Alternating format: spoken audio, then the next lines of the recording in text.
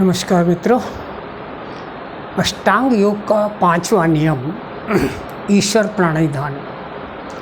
अगर ध्यान से देखा जाए तो ये पूरे योग का सार है, निचोड़ है और आध्यात्मिकता का आधार है।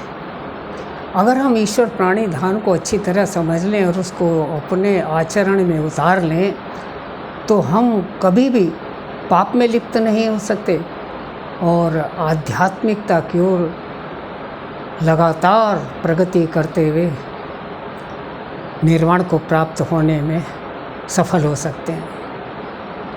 वास्तव में ईश्वर प्राणिधान अर्थात जो भी काम करें ईश्वर को समर्पित करके करें, ईश्वर को साक्षी मान करके करें और ईश्वर की आज्ञा से करें और ईश्वर के लिए करें। अगर हम हर काम में, हर क्रिया में ईश्वर को उपस्थित मानकर उसके सानिध्य में बैठकर कोई भी काम को करते हैं तो हमसे कभी भी कोई गलती या दुष्कर्म होने की संभावना कदापि नहीं हो सकती। इसलिए हर व्यक्ति को अपनी व्यक्तिगत विचारधारा को पवित्र करने के लिए, अपने कर्मों को आध्यात्मिक बनाने के लिए, पाप कर्म से बचने के लिए, आध्यात्मिक उन्नति के लिए अगर ईश्वर प्राणिधान को समझ करके कार्य करे तो मैं समझता हूँ उसका जीवन न केवल पवित्र हो जाता है बल्कि उसको कभी कोई कमी नहीं रहती। यही धर्म है कि जो हम अपने लिए अच्छे से अच्छा करना चाहते हैं वही सबके लिए करें, क्योंकि ईशावास्यमिदं सर्वं यत्किंच जगत्याम जगत। ईश्वर इस जगत के कण कण में विराजमान है और अगर जगत के कण कण में विराजमान है तो मुझ में भी है, तुझ में भी है, उसमें भी है, सब में है, सब जगह है, सबको देखता है। तो इसलिए आदमी बुराई से बचता है और ईश्वर को प्रमाण मानकर सत्कर्म में लिप्त होकर दुष्कर्म से बचकर बराबर अपने आप को ऊपर उठाने में सक्षम होता है। इसलिए अपने व्यक्तिगत उन्नति के लिए ये बहुत आवश्यक है कि ईश्वर प्राणिधान के मर्म को समझें और ईश्वर के सानिध्य में रहकर प्रत्येक कर्म को करें।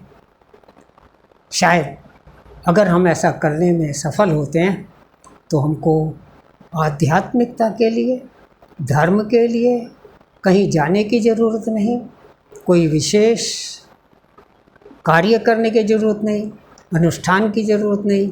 हम जहाँ भी हैं वहीं मंदिर है, वहीं भगवान है, वहीं पवित्रता है, वहीं अध्यात्म है, वहीं धर्म है।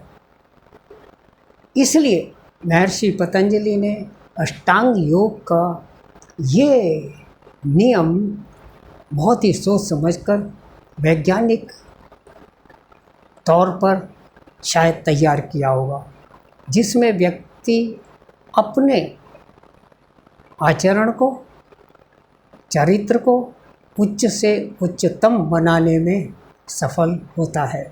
तो इसमें ये क्योंकि अंतिम नियम है, फिर एक बार दोहराते हैं कि प्रत्येक व्यक्ति को चाहिए कि शौच अर्थात व्यक्तिगत और आसपास की स्वच्छता, पवित्रता की ओर ध्यान दें, संतुष्ट रहे, ज़्यादा आपाधापी ना मचाए, स्वाध्याय करके अपने वैदिक संस्कृति से जुड़ा रहे और जिस काम को भी करे कर्मठता से करे, एकाग्रता से करे, नियमित रूप से उसके अंदर संलिप्त रहे, दिनचर्या को पवित्र और नियमित बनाए और हर प्रकार से ईश्वर के समर्पित होकर अगर व्यक्ति काम करता है तो कोई कमी नहीं। लेकिन अगर सिर्फ बातें ही बातें, औरों के लिए उपदेश और खुद आचरण में खाली, तो फिर भगवान ही मालिक है, ऐसे लोगों को ही नॉनसेंस कहा जाता है। तो इसलिए इस अष्टांग योग के नियम के पांचों नियमों की व्याख्या को समाप्त करते हुए अगले दौर में यम से शुरू करेंगे। तब तक धन्यवाद, नमस्कार।